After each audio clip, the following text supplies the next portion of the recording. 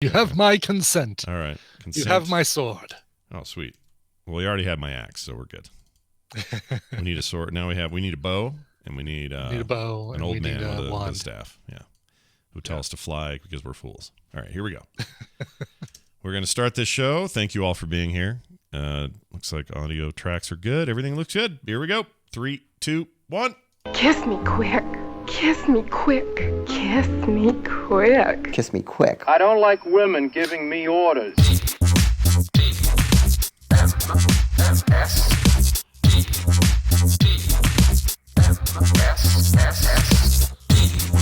This is the morning stream. Hold on to your butts.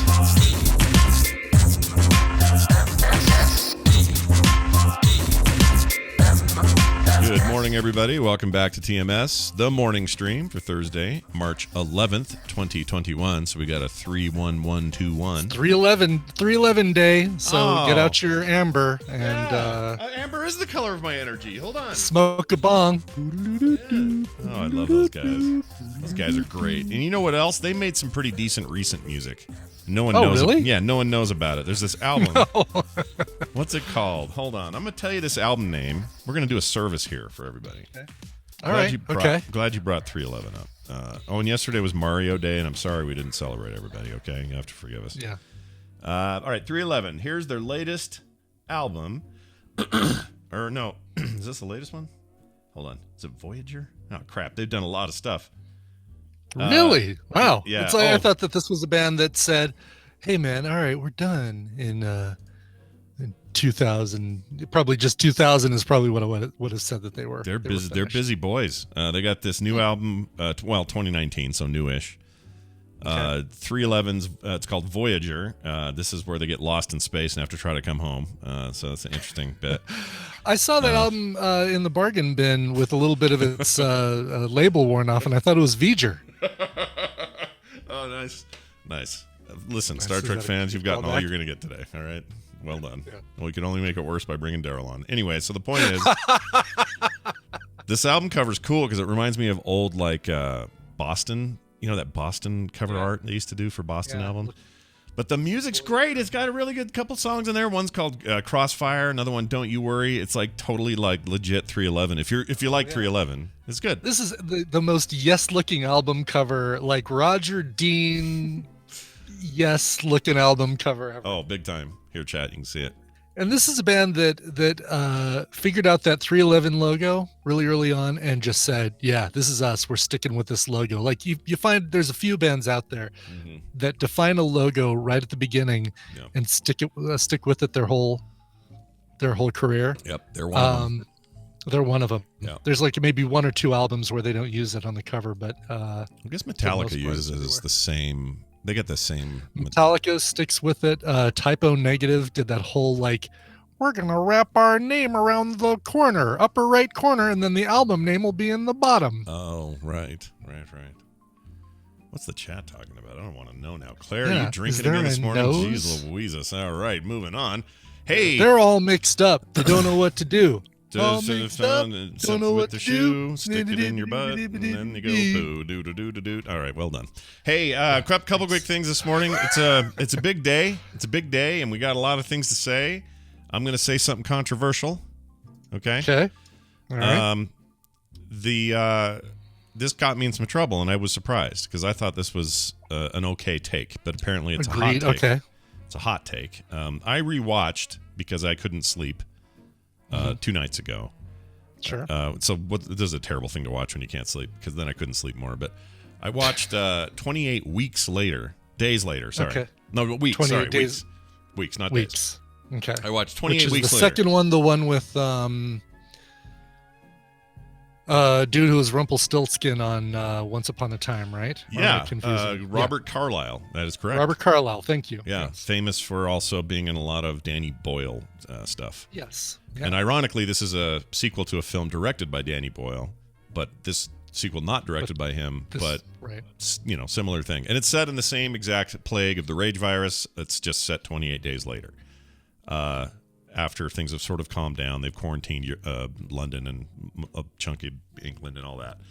Anyway, if you've never seen it, you're missing out because I believe I really like 28 Days Later, okay? But in the same way that I really like Alien, or the same way I really like A New Hope, I might like Aliens or Empire Strikes Back a little better. Absolutely. Those are good those examples. are both approved takes. And I say, man, it's been so long since I've seen either 28 Days or 28 Weeks Later. 28 Days Later, 28 Weeks Later. I'm just, shortening it. Sure, why not? There are probably things that I'm thinking, was that in the first movie or was that in the second movie? Was that like when he's up in the upper level of the church and he sees the two guys down there infected with the rage virus and then they see him and they start running up? Was that in the first movie or the second movie? That's the first movie. That's that church scene, and it's amazing, that scene. It is so good. But I mean, that's the thing. It's like I easily conflate the two. Was Cillian Murphy the main dude in the first one? Yes, you get to see his wiener in it. In the beginning, okay, because he's in the hospital bed, remember, and he wakes up and he doesn't know what's going on, and he's laying there with his wiener out. Yeah, it's just funny that it's why does that even surprise me that that's the first thing you say? Why? It's almost the first thing you see in the movie. It's like, hey, what's going on in this movie? Oh, his wiener is out, so you can't avoid it. It's just right there. It's looking at you. Anyway, so that's a thing. That was 28 centimeters later. Is the first 20. One, apparently.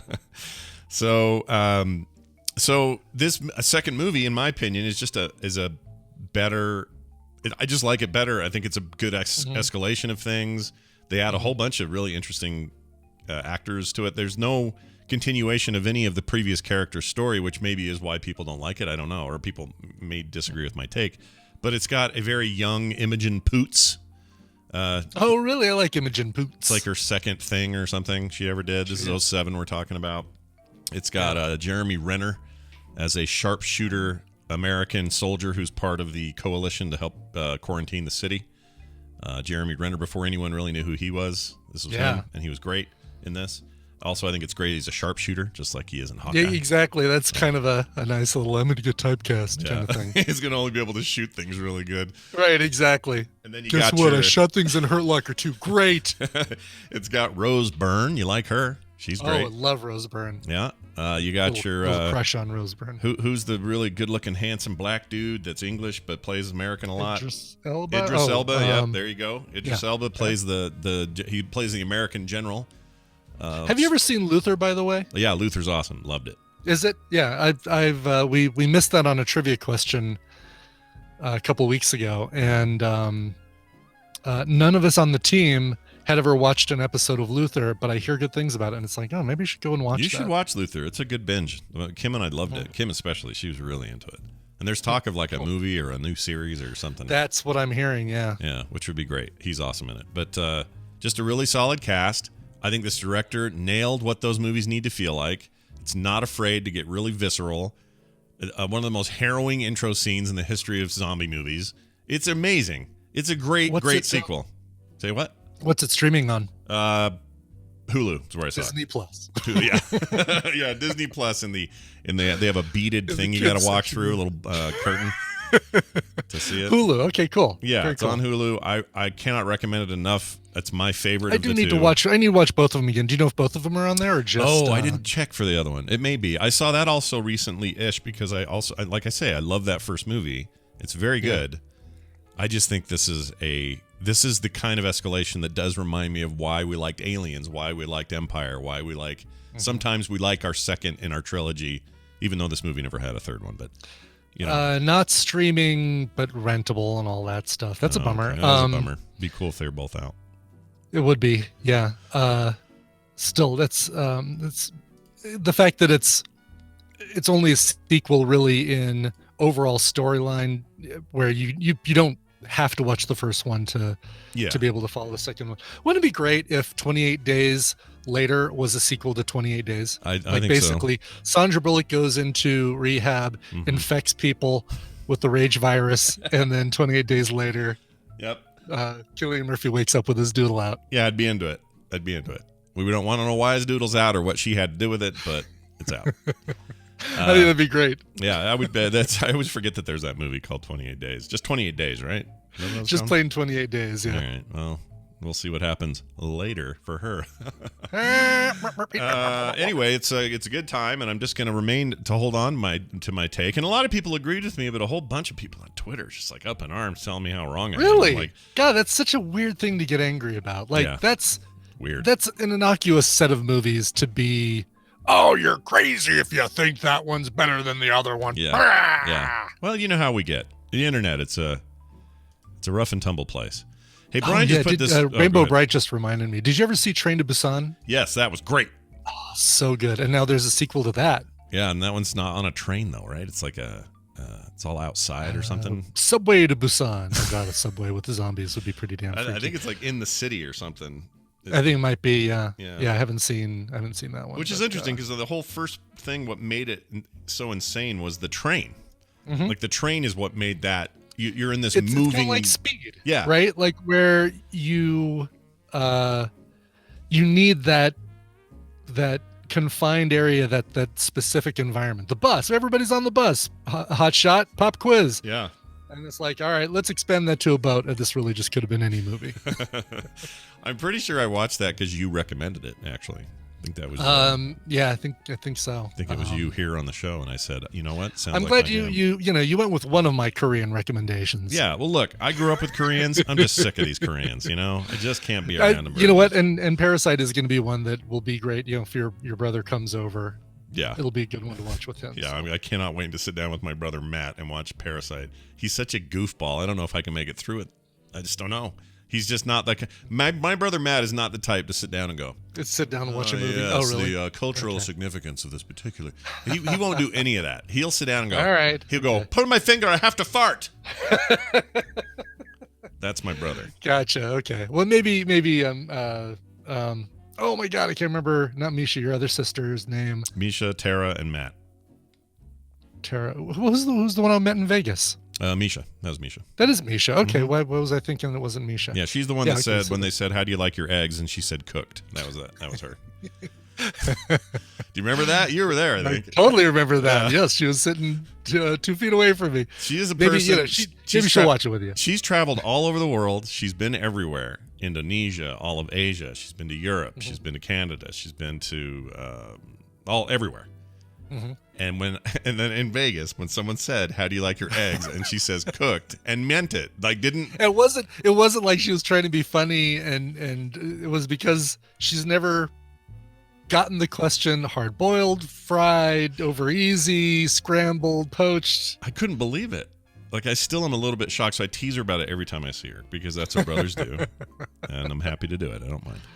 Anyway, unfertilized. Hey, Brian sent me a Gizmodo leak that I now would really like us to talk about. This is amazing. Yes. Holy crap. I thought of you as soon as I saw this because it's got the... So describing for Theater of the Mind, folks listening via audio, This is a wall hanging for fans of video games, and it's basically the Pong game, but instead of it being a stand-up arcade, it is a relatively flat two-dimensional wall hanging with a screen built in, controls so you can actually play, and underneath it is a clear shadow box that actually has the motherboard of the game in there. The main game board in it. That is so And as soon as I saw the game board, I'm thinking, oh my God, you've got those in your garage. How cool would it be to make one of these for whatever hit and run or Mappy or whatever it is you have in your... What do I even have? Let me think for a second. I got the sit-down Pac-Man one. I could tear that apart. And then the other one, I think, is a Galaga board.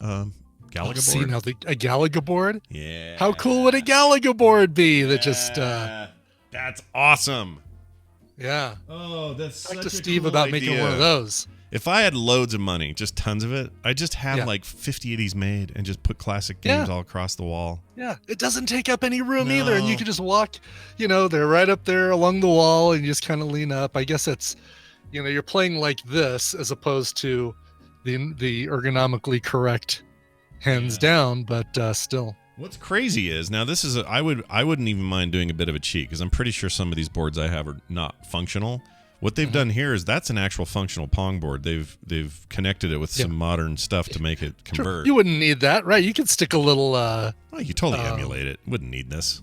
A little Raspberry Pi in there, and then just fake the board. Yeah, And the board is all about, hey, look at that It's just a original visual- ancient freaking board. exactly. Oh, Brian. Not O'Brien, like Chief O'Brien. O'Brien. O'Brien. Teleport me down to the surface of the planet. Speaking of games, the next time we have Steven Schleicher on, Yeah. which would be Monday, Yeah. we need to ask him about his one-up Marvel pinball game, Oh, yeah. because I'm keeping my eye on his experience with that, because I've always wanted a pinball machine down here. Yeah. And but having something like that that's a lot smaller but still has like 8 games on it, yeah, it's video, but if the physics are good and if it feels like they've got little haptic sensors, is it haptic sensors? Haptic, right? It's like The ones that move little flick things in the like your like your new PS5 controller has those awesome haptics. It's like that. right. Yeah. It has that in the flipper buttons, so that it feels like when that thing hits a bumper, you feel it. Oh, that's really cool. I'd say I'd prefer that, because then you could have every table in the world reproduced. Right, yeah, you can mod those and actually put other tables on there. Oh, all right. Monday we ask. We ask the question. Yeah, Monday we ask, and then Monday afternoon I'll be broke because I'll have bought one. Well, you can just resin print it, make your own. It'll be fine. I could, Yeah. yeah. You want to see? Oh, Yeah, let's see progress. If we're not far down a rabbit hole, I have the next thing I'm going to be resin printing. If you want to see it, let's take a look. I like these updates. Give you a link coming. Because at the end of the day, we're a bunch of creatives here. We got to share. This was sent to me by a listener. Okay. The link to this to say, here's what you should print. Let's see. It was sent by Brucey Cakes. Brucey Cakes sent this over, and it's a Mandalorian print, and this thing looks amazing, like a really cool sculpt. This thing actually prints without supports. Yeah. I print it with supports on the resin printer, but Right. it's a really cool looking pose. It's beautiful. Looks like chrome or bronze or something. He did a bronze paint job on there, which I would probably, to be honest, start with a silver or bronze spray paint on it, and then paint all of the other things. Yeah. Like basically, I'd want to get that sheen from a spray paint as opposed to a brush paint job to get the really nice sheen on the metal. Yeah. And then manually paint the other parts. It looks great. Yeah, I would really want. does. You know what I want? I want a full-size bronze statue of this in my yard. That's what I really want. Just your front yard. Yeah. Build a little topiary garden around it, and just have that be the center of it. That's so cool. I see nothing wrong with that whatsoever. Yeah. I mean, Dad, So anyway, I'll be probably 3D print. I'll actually get that on the plate.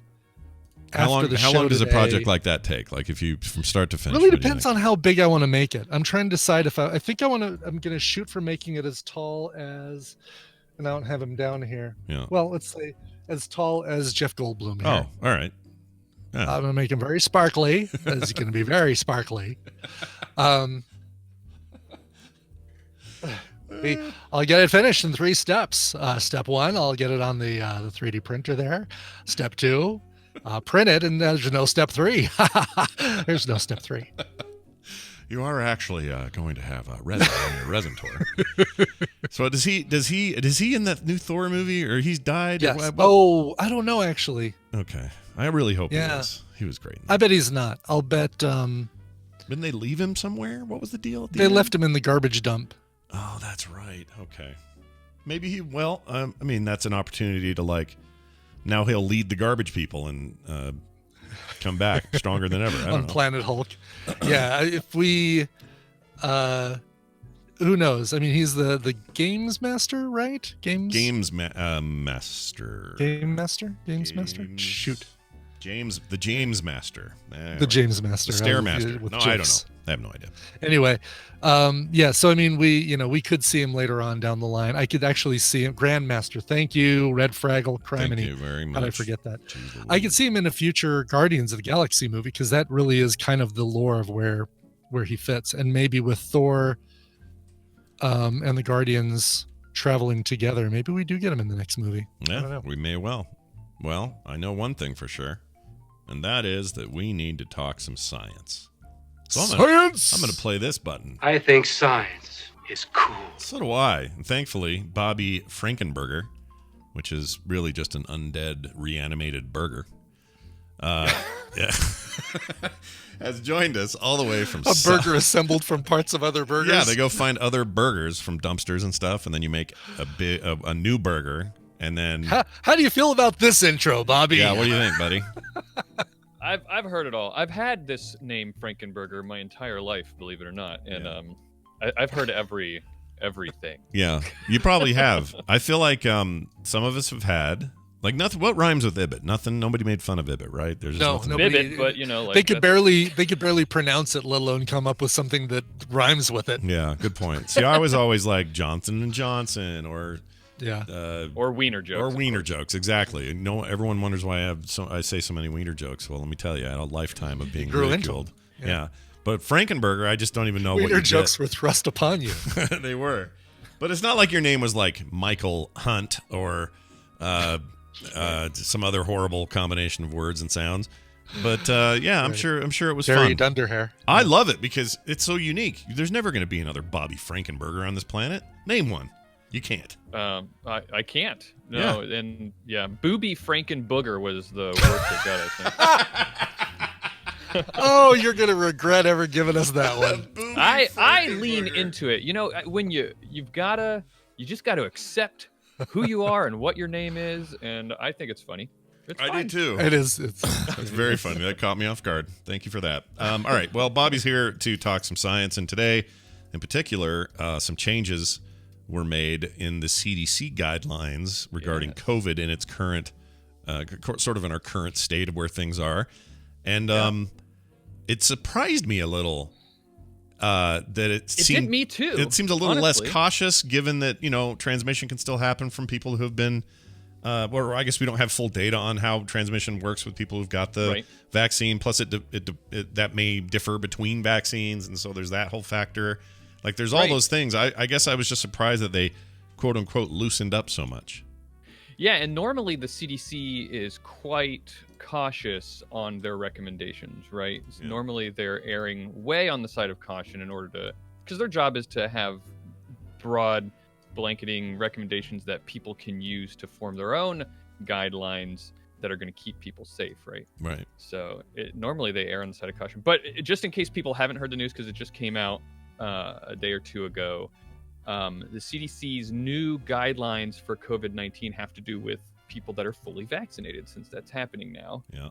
And there's a lot of little details, but the real crux of the guidelines is that fully vaccinated people can now gather indoors together, unmasked, without socially distancing, as long as everyone involved has been fully vaccinated. Great. Now we have a new set of star-bellied sneeches that can only get together by themselves. Yep. Another club that I'm not part of. But if there's if you're used to going to some weird orgy on the weekends that you haven't been able to for a year, now all of those friends, if they get vaccinated, you can all go back to your orgy time, right? Yeah, now you have criteria for who to let into the orgy. Right.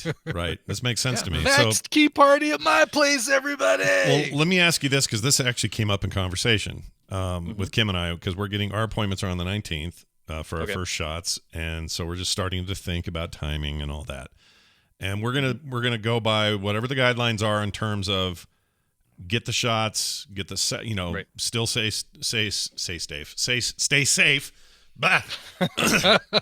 You go the 3 weeks, you get your second jab, and then whatever the rules are about a little bit of time after that. I don't know what it is right now. It's like 2 weeks, 3 weeks, whatever it is, to to let things take hold or whatever. But then let's say Kim and I were like, all right, we've done our heart's best through this year. We're now going to go to Las Vegas, Nevada, or whatever, right? Right. That's not what they mean, because that's just us flaunting it around and hanging out and being there, and that's not it, right? Like that's not what they're saying. No, that's not. So there are recommendations that are changing and some that are staying very much the same. Our very good Dr. Jerry in the chat was making the same point just now, that this is more for helping.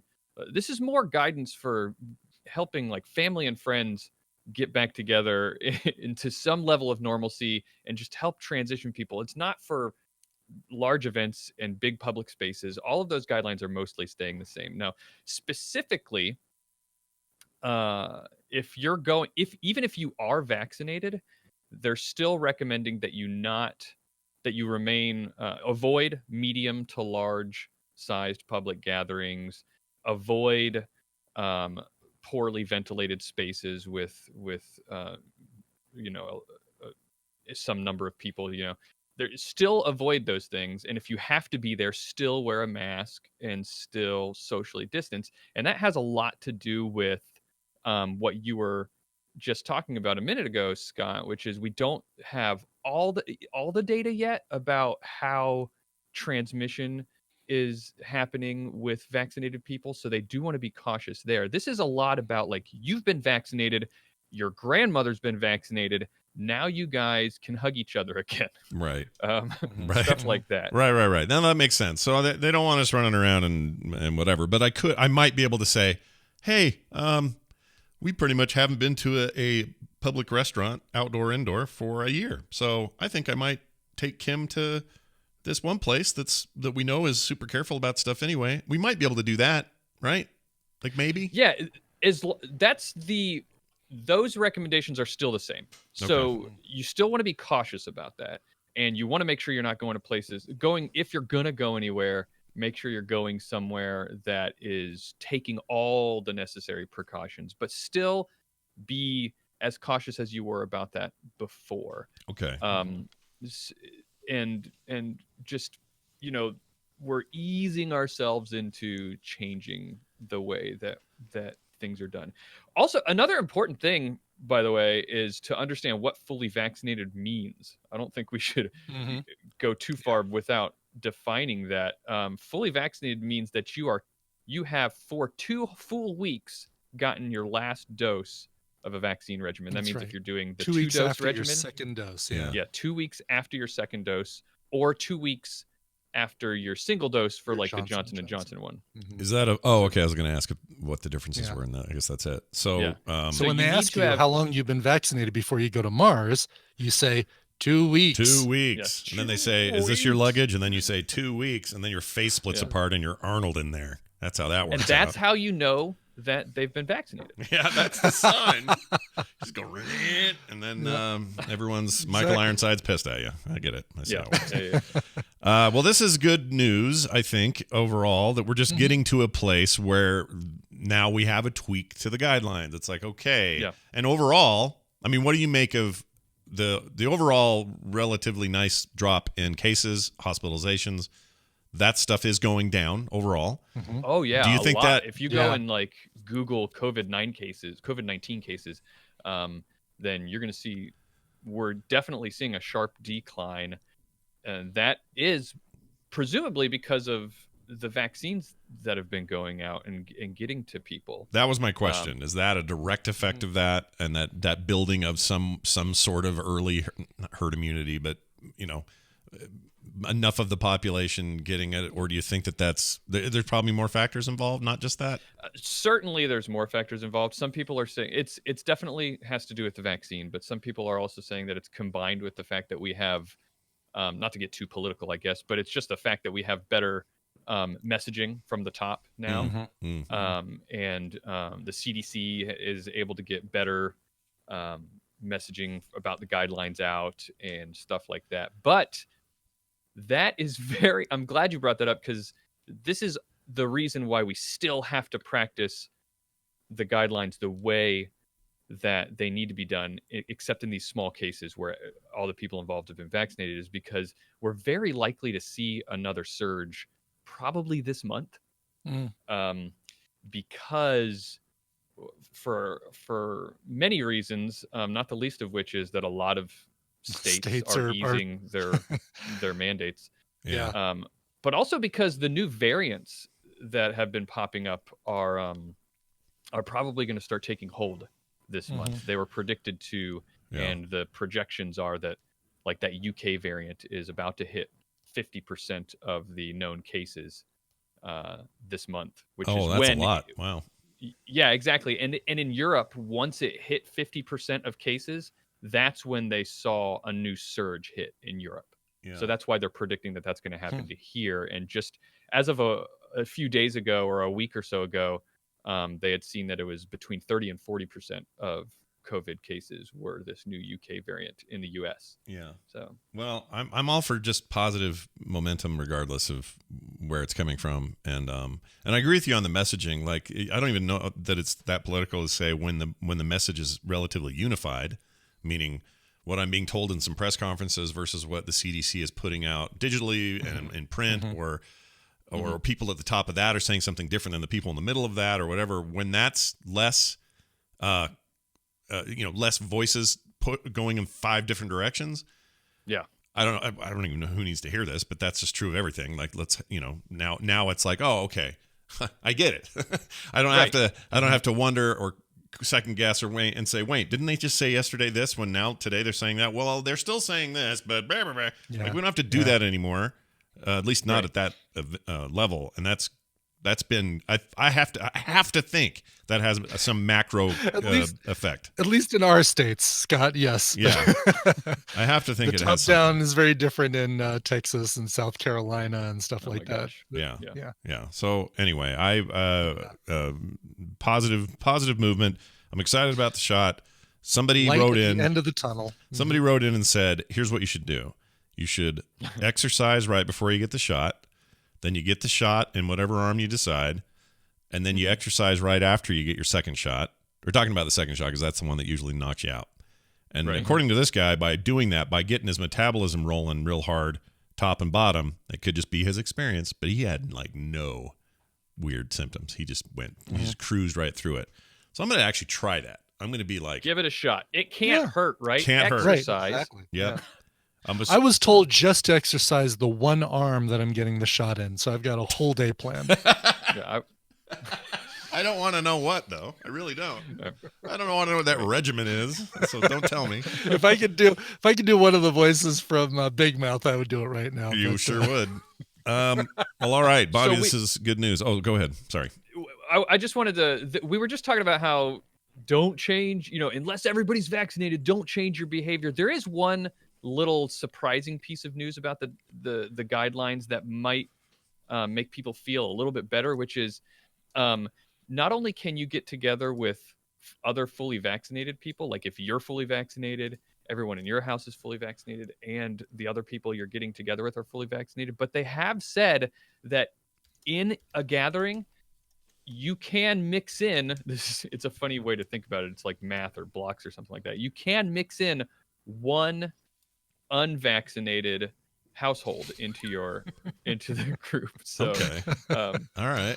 Like, it's a weird way of thinking one. about it. It's a little weird, just one. But it makes a kind of sense if you really think about it, Yeah, right. And it's Because what are they going to do? that Give it one to household. themselves? Yeah, they're not gonna Right, give it to exactly. If they've got it, they've already got it, and they're not going to give it to you. Right, exactly. Yes. Yeah. So, my daughter lives here, and so my first thing when we were talking about all this is, we're saying, oh, wouldn't Vegas be great, or wouldn't this be great, or we should just go up to Wyoming, or we're talking about all this just sort of like, we can actually do a few things, and then I look over at a quarter mile at Carter, who's sitting there just looking at me like, yeah, I'm still here. They're not giving me one. I'm 23. I'm not on anyone's list to get it early. Oh, right. Yeah. So you go to Vegas. Woo! We're having a great time. Yep. Oh yeah, we're not going to get it ourselves. Yeah. We come back home and Carter, don't come out of your room for 2 weeks. We'll see you then. Right. Exactly. Yeah. Anyway, but it's looking good though. Everybody's saying that. The current administration is saying that they're really thinking by May, it should be opened up to, or by April, I think that it should be opened up to everyone, and that by May or June, if anybody who wants to get the vaccine should be able to get it. Mm-hmm. Yeah. they're So saying what 70%. I think we talked about this last week or week before, but 70% is their kind of herd immunity target. It's like what do you call that? Yeah. The threshold. Yeah, I think it's starting to shake. Early predictions were that it was about 2/3, so it's looking about the same. Okay. So that's good. And then those, the however many people are like, I ain't taking no vaccine that's got chips in it and gonna track me. Beep, beep, beep. Whoever those are, Just Gonna do be your a thing. pupil of the leftists. That's right. You'll be a pupil of the leftists, and you can just be over there in the corner being a pupil. All right? Good luck to you. That's right. Yeah. All right. That's awesome. So you're sitting here thinking to yourselves, man, Bobby's got cool stuff to say about science. Well, he does, and he has a podcast about it. Bobby, why don't you tell people about it and where they can get it?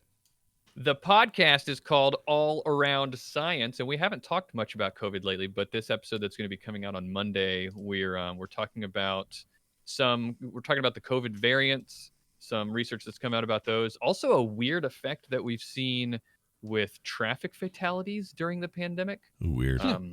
Yeah, so you should listen to that. I do think people drive bad right now, and it's God, not. they do. I swear Yes. it's not just me. It can't be, right? Like I'm No, noticing it. no. It's weird. You've It's noticed weird. it too, Brian, because it's bad right now. You go out on the road and there are people who are driving like the roads are still as empty as they were in September of last year. Yeah, it's weird. Like I don't like it. 90, 9,500 miles an hour. We had to do a curbside pickup at Office Max, not for tacos. Haha, everybody. We had to get some printing stuff done.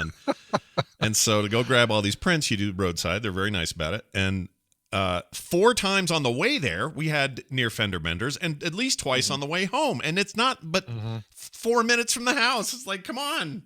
What is going on with everybody? It's so crazy. stupid. COVID brain. COVID brain sucks. All right, go check that out. Bobby Frankenberger, always good to see you. And we wish you nothing but a speedy access to your own shot soon.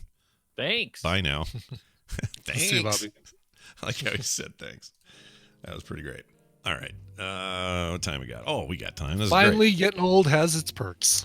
For sure. But does it have this? In the News is sponsored by...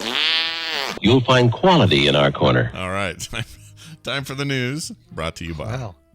Wow. Brought to you by Coverville. Today, we're looking back. Usually we look back at what was on the music charts on this day in milestone years ago, 40 years ago, 50 years ago, whatever. But sometimes that doesn't take into account bands that never made it onto the Billboard charts. So we're going all the way back to 1971 to look at bands that formed that year. Bands like Big Star, the Charlie Daniels Band, the Eagles, the Motels, Roxy Music, Steely Dan, Split Enz. These are all bands that formed in 1971, some of which had chart success, some of which didn't. So we're going to look at what bands were born in 1971, 50 years ago. That'll be today, 1 p.m. Mountain Time, twitch.tv, or I think coverville.tv still works, coverville.tv. Oh, very nice. I forgot you had that. You do have that. I forgot I had that too, but I think that's still... I also have a frog. That's what I do with frogpants.tv. Just forwards, but that's exactly. I should check it once in a while, right? You should always check that. I'm checking it right now, and yes, indeed, it redirects to twitch.tv/Coverville. Oh, so good deal. Coverville.tv, boom, gets you right where you need to go. Nice.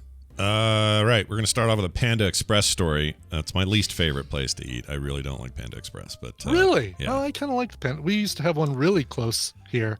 That's now illegal burger, but I was going to say because it's now illegal to go there, but yeah, it's now illegal to go there. Yeah. But no, it's here. It's actually pretty good, or at least the one by us was pretty good. We might just have a crappy franchise set up here or something because they're just every time I eat there, I feel gross. But anyway, Panda Express was sued now. They've been sued by pandas. By pandas. They're sick of that. They're like, quit using our likeness. We're pandas, damn it. Now, it's a former employee, not a panda, for sexual battery and harassment after horrific mandatory self-improvement seminar they had to go to. Oh, my God. Yep. Okay. Yeah. This sounds like a horrible seminar. Yeah, sounds rough. Panda Restaurant Incorporated, or Group Incorporated, the operator of the national chain of Panda Express restaurants, was sued by Jennifer Spargenfor for sexual battery, sexual harassment, wrongful termination, and intentional infliction of emotional distress. According to the lawsuit filed in Los Angeles, employment trial officers, who cares about that, followers who required attendance to a, quote, self-improvement, quote, unquote, seminar, operated jointly with a live seminars and coaching academy to which Mrs. Spargenfor and other Panda Express employees were funneled as a prerequisite for their further promotion within Panda Express. So it was like one of those So things. if You got to wanna- go to this. If you want to progress in this business, if you want to get far in the Panda Express flow chart or org chart, you got to attend this thing. So here's the bummer. The lawsuit alleges that the 4-day live seminars course, sponsored and endorsed by Panda Express, was a prerequisite to promotion, blah, blah, blah. They're told that, okay, it's supposed to be self-improvement, team building. But she says it was full of an atmosphere of fear, intimidation, and they had to engage in cult-like rituals. Oh, no. Okay. That were disguised as self-improvement and team building, including coerced skin-to-skin contact while the seminar participants were nearly naked. What? I know. So I got this story. It's perfect for us. Not just because they're naked, but you know what I mean. Let's see here. According to the lawsuit, the attendees were prohibited from using their cell phones. There was no clock in the room, and the doors and the windows were all covered with black cloth. Just sounds Coming terrible. soon to a Netflix 6-part series near you. Yeah. The Panda Express cult Yep. seminar. Grunge in the chat is right. It sounds just like Nexium, which I watched that Vow documentary on HBO. Yeah. Woof. Woof. Really? That stuff, My dude. God. You should Why watch were that people doc. nearly naked though? Because it's all weird, the stuff they do. Like what? I want more details as far as like how do they tell these people? Okay, welcome to day 1 of the Panda Express seminar. You'll find a little bowl of orange chicken in front of you. Go ahead and enjoy some of that. By the way, please take off, strip down to your skivvies, and pay no attention to the fact that we've covered the windows and doors with black cloth. Yeah, and there's no clocks in here, and your phones have been confiscated. Yeah. It says here the atmosphere resembled less of self-improvement seminar and a site for off-the-books interrogation of terrorist suspects. The sensory isolation and intimidation was reinforced by constant yelling and verbal abuse by seminar staff. It said it created an atmosphere of fear in the room, and the Panda Express adopted, ratified, and endorsed the offending conduct and authorized it as being its own policy, she says in the lawsuit. She was forced to leave the company after refusing to attend the seminars rather than continue paying such a price for the promotion. In other words, she was like, I don't want to do this anymore. I'm just going to work. I don't care about promotion. I'm just not going to do it. Did she still keep her job at Panda Express? I'm guessing not. No, she's out. I mean, she's gone. Yeah. She was forced out. Like, I don't think it's a matter of I don't want to be promoted. I think it's a matter of I don't want to even be. I don't want to be here. Freaking, this sucks. Yeah. Like, okay, so I'll go work at Kokoro if I need the. This stuff is really like there is a part of the self-improvement / group activity world out there that is dark and weird. Like, I'm not saying that the actual company or these things are meant to be cult-like, but they end up sort of being that way. They end up being these power exchanges that are just freaking effed up. So if I were Panda Express, I would pay that girl off and get the hell out of that business and stop doing that. Exactly. You just need to shovel up the orange chicken. It's all you got to do. Right. What do you need and this guess for? What? A promotion? Excellent. Now you know. Now you've learned how to teach somebody to shovel up the orange chicken. Yeah. Exactly. Here you go. Here's the details on when somebody requests a half and half. You give them half chow mein noodles and half fried rice. Yep. Congratulations, you've been promoted. Exactly. Seminar over. I guess we don't need to hang you upside down naked by your ankles and blast Nickelback at you. Yeah, it's kind of what it is. So yeah, I think I'll this take sucks. the Guantanamo chicken, please. Thank you very much. Yeah, Guantanamo chicken. What does that chicken look like? Hold on. Does it wear a little jumpsuit and it's secret? That's right. It's orange jumpsuit chicken is what it is. Orange jumpsuit chicken. It's in a cage probably. It's off the books, so you don't really know what's in it. You need to see the Mauritanian when it becomes available for streaming. It's so good. Mauritanian? The Mauritanian. It talks about a guy from Mauritania who was put into Guantanamo Bay because it's based on a true story. This is a Jodie Foster directed deal. Oh, and interesting. He's put into Guantanamo Bay because he's suspected of having something to do with 9/11 without any real evidence. There was a lot of that. Very low threshold for arrest and retainment of people, which is pretty sucky. It's a bad part of our history, I think. So such a powerful and intense movie. It was really good, though. It was but not documentary. It was like a drama. No, it was a drama. Yeah, I would watch that. And this is new? Is it new? Brand new. Oh, all right. I'm in. They're looking at, it won the best drama award. No, the Frances McDormand pooping in a bucket won the best drama award at the Golden Globes. This was, I think, best director or something for Jodie Foster. See, I remember Cillian Murphy's wiener, but you seem to be fixated. This is, once you watch Frances McDormand poop in a bucket, Right. That's the part of the movie you're never going to forget. I almost started that the other night, and then I thought, I don't have like 2.5 hours to burn. I got to go to sleep. Yeah, then you decide to watch 28 weeks later. Great, well, that's great short. alternative. That's only an hour and a half, so it was a time thing for me. But it wasn't a good alternative because it hyped me up, and then I was all like stressed the rest of the night. But I'll bet if you're kind of tired and you watch Nomadland, you'll fall asleep. It's a very slow paced movie, very slice of life. Even though it's fictional, features a lot of people who are really living that life as secondary cast members, and but it's slower paced, so that'll help you sleep if you're having a hard time sleeping. Are there any like the old timey hobo types in that movie, like on trains and stuff? Kind of, but not on trains, but now in deluxe Winnebagos. Gotcha. Their stick with a bandana tied around the end is now a double wide with a Gotcha. a pull along behind it. Yeah, I do want to see it. I like that Frances McDormand. Don't you know? She's great. All right, here's a fun one. If you were this lucky person, I think we mentioned it yesterday, but yard sale bowl, a bowl at a yard sale, revealed to be a rare Chinese artifact worth up to $500,000 US. Wow. Yeah, imagine having this in your yard. Did you take it to Antiques Roadshow? Please tell me you took it to Antiques Roadshow. You didn't. In fact, here's what happened: a small porcelain bowl sold at the garage sale for $35. That was their asking price. That's actually surprising that anything sells for $35 at a garage sale. Yeah, exactly. That's a lot. Someone will try to talk you down. Will you take 10 for it?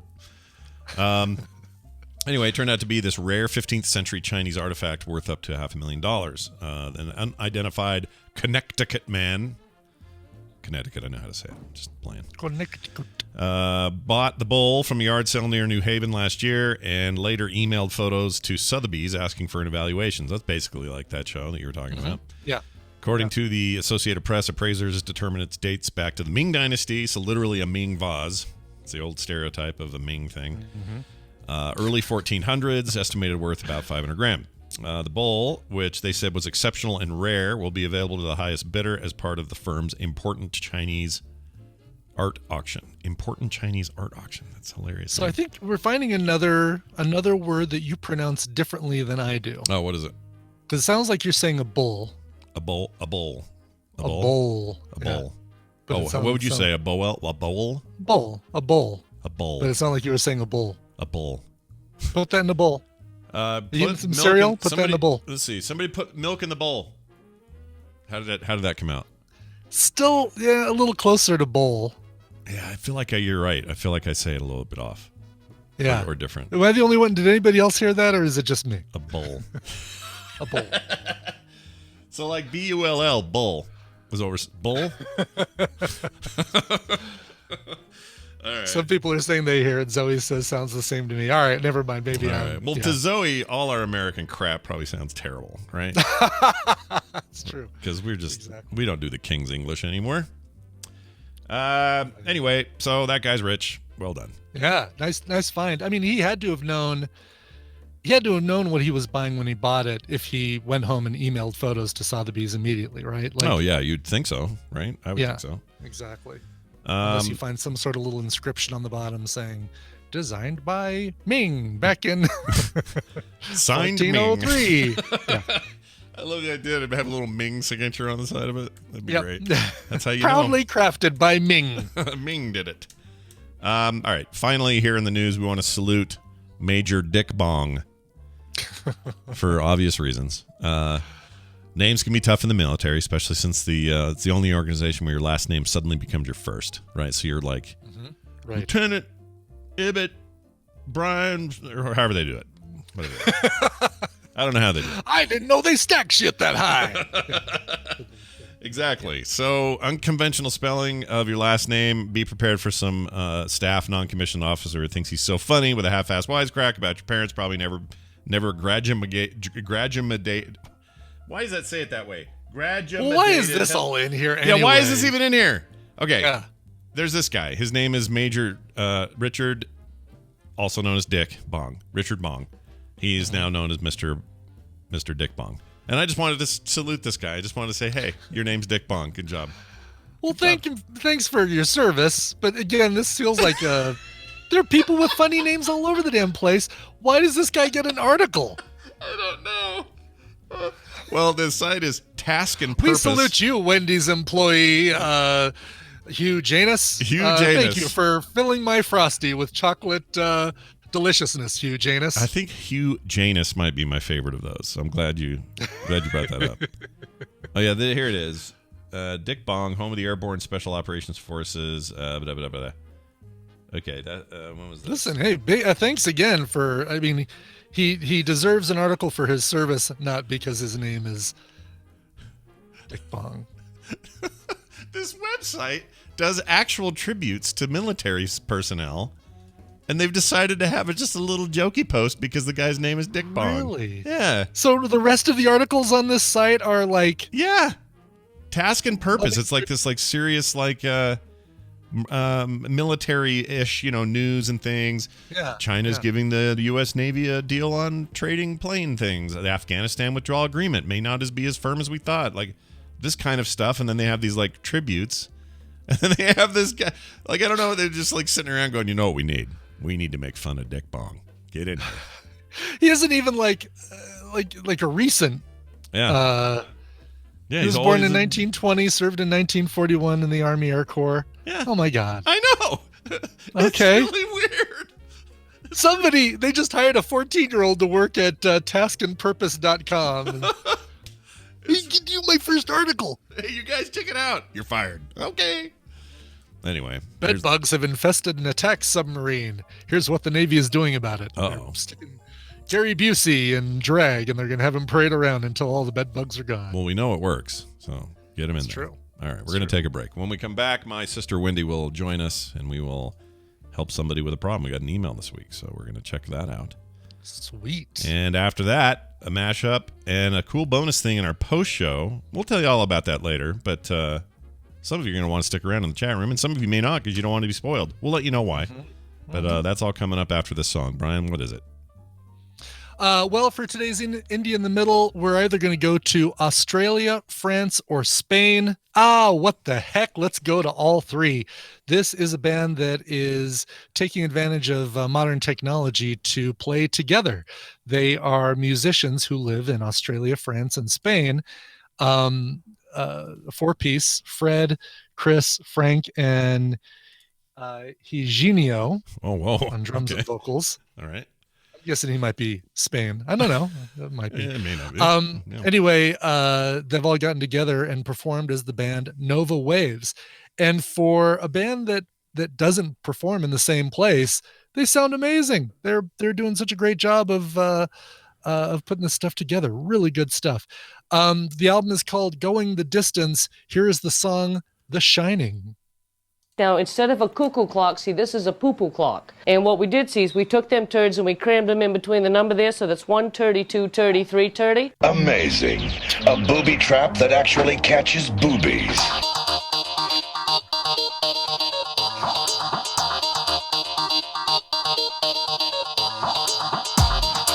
No ticky, no washi. This is the morning stream.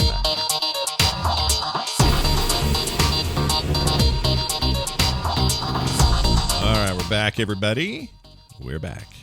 Welcome back. 130, 230, 330. By the way, that was The Shining by the band Waves from the brand new album Going the Distance. She's going the Waves? distance. It's funny.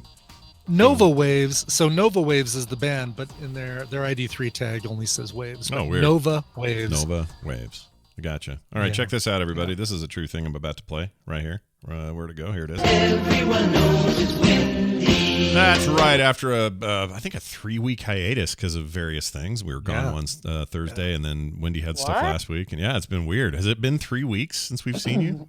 Honestly, it feels like 5 minutes. I know. It's weird. I don't like it. Well, you weren't able to join us last week because you had a thing. Right. And I think the previous Thursday we didn't do a show for some reason. I was gone for something. I don't remember what I had. Did I get... Oh, I had a doctor's appointment, and I got all screwed up that day. Pushed the whole day out. Yeah, that's what it was.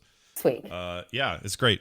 They ended up giving me some. By the way, they got me on some medication that my doctor wants me on for 30 days, and it's just a kind of a general heart healthy freaking thing she's trying to do.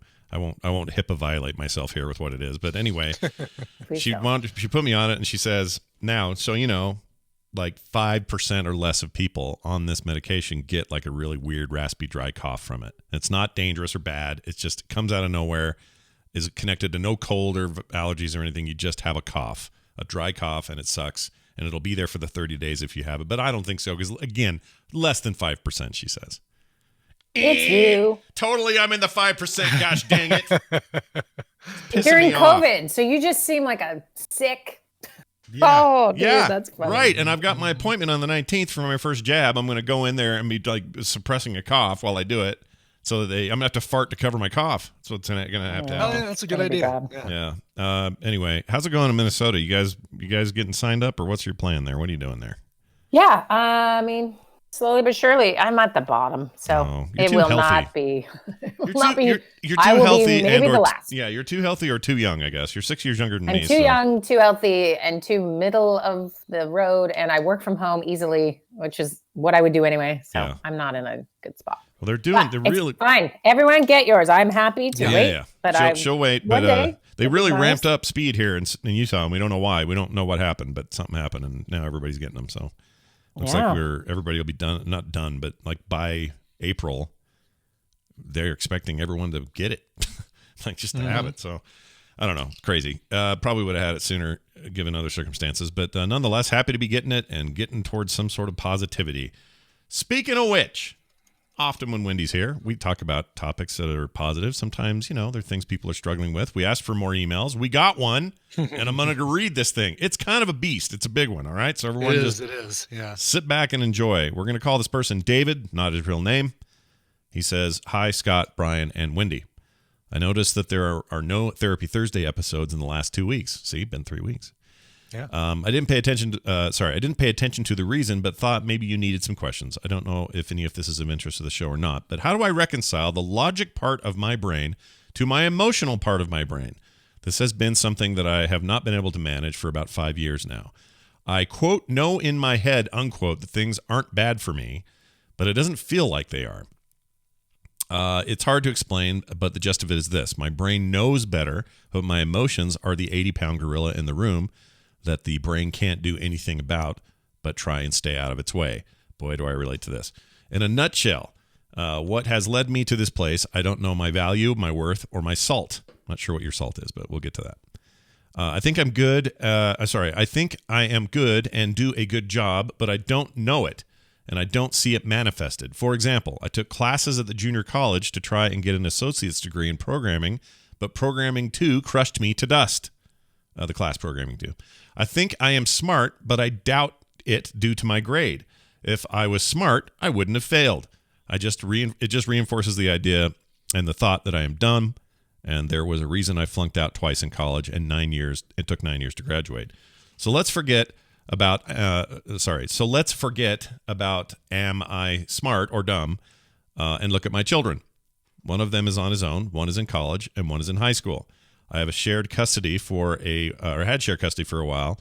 Only had my high schooler on days off due to me working a second shift and getting off work sometime between 11:30 and 2 a.m.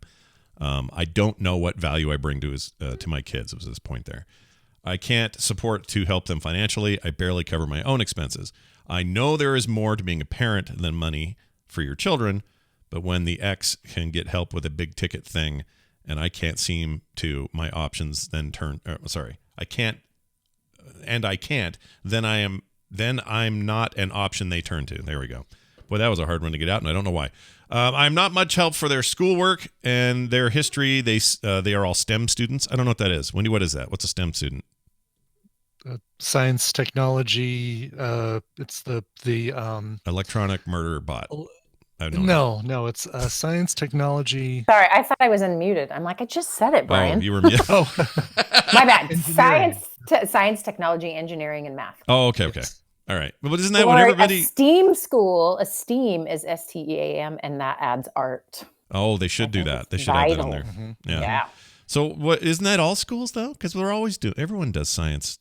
There's specific sort of ways to get that designation because you have to provide certain emphasis on those stuff. Yeah. Okay, I gotcha. All right, that makes sense. Anyway, I don't know what I offer. Being a fun parent doesn't feel right with me. My dad did very well for himself and his family, and all my siblings have successful careers. I am not. It doesn't mean that I can't be successful, but when you're over 50, there are only so many years left. I know I should not judge myself by their successes, but it's hard not seeing myself as a failure. My parents say they are proud of who I am, who I am didn't keep me from having to live in a roach-infested apartment where my kids had to sleep every other week. I know it's about how you write your story in your head, but my problem is I don't believe the positive story. I don't see the proof of it. I know it's there, but the 800-pound gorilla of emotion is kicking reason's ass all over the mat. With help, I am not dwelling on these negative spaces all the time, but I think it's just me avoiding it so I don't have to go down that negative road. I've been told I have ADD. I wonder who told them that. We should find that out. I would like to believe it's true, but so far with medication, I have felt no change. So instead of ADD, maybe I'm just a lazy slacker who can't hold together because I am weak. I just don't know how to make the leap of faith when I see the end results are saying otherwise. I hope this hasn't been too rambling and makes sense. It did all right until Scott screwed up reading it. If it doesn't make a topic, that's okay. Thanks for taking the time to read this so far. Sincerely, a lurker in the chat room. We'll call him Dave. Okay, so I relate to a lot of this feeling, this sense of everyone's telling this feeling of like everyone tells you a story that, oh, you did great, you did good. Even small stuff like the Q&A I hosted a couple of weeks ago. Afterwards, everyone went, oh, good job, Scott. Well done. Nice work. You did it. But in my head, I'm going, yeah, you're just all like my parents when I drew something cool in school. You're going to tell me it's great, but that's because you're my parents or you're my friends or my whatever. I didn't really do good. You just are all saying I did. I do this all the time. So I totally feel where he's coming from. Obviously, this is compounded by custody issues, kids issues, ex-wife issues, all of that, is the success of siblings, that sort of thing. So it's a little more complicated, probably a lot more complicated. But where do you want to start with this one, and where do you want to go? You're muted. You're muted again. No. No, you were pausing. Are you saying that we as human beings should pause more and just take a second and not? Are you guys uncomfortable with silence? Yes. I am all the time. Are you kidding me? Oh my gosh, it's my number one. Why do you think I have talk all day? Hey, this isn't about us, Wendy. Sorry to make it about you guys. Really quick, what do you think it means about someone when they are uncomfortable with silence? I think it means that they have a radio show or a podcast where they need to keep things moving. That's what I think. Yeah, it's hard to say. Hey, I learned a Midwestern phrase. It's keep her moving. So just say that. Keep her moving. Keep her moving. Get her better. Let's get at keep her moving. Yeah. Get at it. Okay. Hey there. I'm working on my accent. It's getting good. Yeah. Okay, so let's start with this.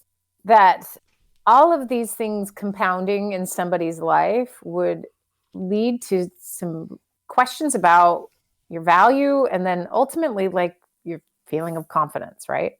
So he gives a couple of examples of like he failed a class. That is going to, that's like a direct one-to-one of like, oh, I couldn't do this thing I was supposed to do, Mm-hmm. But he did bring up something, and I have lots of angles here, but one I want to start with here is this idea of school and smart and failure and all sorts of things there, right? So Scott, for example, you have you felt good. No, you didn't feel good necessarily about the job you did. You were responding to people's feedback. Right. Correct? Right. Because while I was in it, this was true of the stage one in 2018. It was true. It's almost true of anything. Like an entire Nerdtacular will go by without a hitch. It'll be perfect. I'll point at one specifically. 2015's Nerdtacular, the pinnacle of the event. It was amazing. We had such a great time. Great guests, amazing people. You were there. Just a really great event. And I only weighed 210 pounds, which I really enjoyed that back then. So it's just a really tight event. And at the end of it, Kim will tell you this, in the car ride home, because now suddenly it's down to me and her and Nick and Carter in the back seat. So we went from this big giant group to down to just the tiny little family unit, right? That something about that change makes me all wistful and thinking about stuff like this. And I turned to Kim and I said, "Do you think that went okay? Do you think that was all right?" She goes, "Was what all right?" I go, "The whole thing, like all of it. Was it all right? Did everyone have fun? Did everyone have a good time?" She's like, "I hate when you do this. Like, I know, I can't help it. I need to know. Was it any good?" And she goes, "Of course it was good. It was amazing. Everyone had a great time." But are you sure? I do this all the time, and I do it less now than I used to. I try to anyway, because I recognize it in myself, and I don't think it gets me anywhere. But I don't know why I need that reinforcement. I don't know why I need that feeling of confirmation that it went well, because I do have my own eyes, and I'm pretty good at seeing if it went okay, I think. Mm-hmm. I don't know. Well, I would assume it's a vulnerability, right? Like in the middle of it, you're on adrenaline and getting it done, right? Mm-hmm. And when it gets quiet and there's time to actual time to reflect, there's a vulnerability there of like, was that good? Did I don't think there's anything too weird about that. It also sort of just shows that maybe you have some humility of like, I guess like the opposite arrogance would just be like, I nailed it. I'm amazing. I killed it. Yeah, exactly. Yeah. And not to say you can't feel some of that at all, but like to never wonder if people had a good time. I mean, that's some weird levels of confidence that I don't know, sound not great in some ways, right? Never thought of it that way. So I just think it's a spectrum, maybe a little bit. Never thought of it that way before. That's a weird. That's funny. All this time later, I never thought of it as it would be. It's better than if I would have walked out of there going, "Bingo! You're welcome, everybody." Nailed it. Yeah. See you next year. Mic drop. See ya. I don't want to do that. I don't want to be that guy. Nobody wants to be that guy. Nobody wants you to be that guy. Please don't. Yeah. But there's an extreme in any direction that is not good, right? The middle's maybe a little better, but there should be some self-doubt or some, and a lot of people hearing this might go, "Oh yeah, I have this with imposter syndrome where I am getting the accolades. People are telling me I'm doing a good job, but I don't believe them." Yeah. That's also on the flip side, it's the same thing of just feeling some vulnerability of if they really knew me, if they really knew all about me, they would know that I'm actually not capable of this, even though clearly they are capable. So this gets down to this question, and we'll get back to the emailer, of course, but what happened to all of us? Like, what was the thing that happened while we were being raised? And so what's interesting generationally is to sort of pay attention to I guess bigger strokes, the broader strokes of how people took the parenting style of the era they were raised in. But this guy's got kids in their 20s, right? So he's got to be 40s, 50s. Yeah, it sounded like you said 50 or over 50. Over 50. Okay. So this idea being like, what was the parenting take on not smart grades, success, failure? Like how did that work, right? And then I'm going to make an assumption that that was not the era of everybody gets a trophy. That sort of happened. I don't know, what decade was that? That felt like early 90s. Yeah, it was like the 90s early thing, 2000s. Right? Yeah, something like that. Yeah. Mm-hmm. So not a lot of like that type of thing going on. And then you get everyone gets a trophy, and then what are the ramifications of that? And then you get the sort of a higher emphasis, and this is maybe a little more modern in recent years, of just how does a kid actually feel about things, and checking in with their feelings and make more room for feelings, etc. And then every family is individual, right? However they treated certain things. Right. So if you think back to, what was the message you got if you did well or didn't do well on a test? So everyone can do this. Think about your own family and think about the community you were raised in. How was it treated when somebody got an A and somebody got a D? What happened? How was it sort of socially significant? Et cetera, et cetera. And you can start to sort of piece in some puzzle pieces of like, oh, there's where I was born with how I feel about my things, right? And so you take this guy who his confidence is really shaken. And there's a couple things like not doing well in school, failing that particular class. And then the question is, am I dumb or not? That comes from what we would term a fixed mindset. And we're going to talk about what growth mindset is, but there's kind of these two mindsets. A fixed mindset is you do good at math, you are smart. You do good at art, you're an artist, right? Like it's very like categorically you're good or bad at something based on this snapshot of you in a moment. And if you think about how dangerous that is for children, right? So wherever your brain development is and your skill set lies at one moment is now the deciding factor for if you're good or bad. So that sort of moral labeling of good and bad with outcomes on, whatever a teacher wanted you to do is kind of freaky if you really think about it, right? So Carol Dweck is a researcher and she's written books about this. It's called The Growth Mindset, and the research on it is fantastic. They go in, they teach a group of kids who are failing math as seventh graders. And by the end of the year, they're all like kicking butt in math. Right. And the idea is this, that you are where you're at and there's room for growth.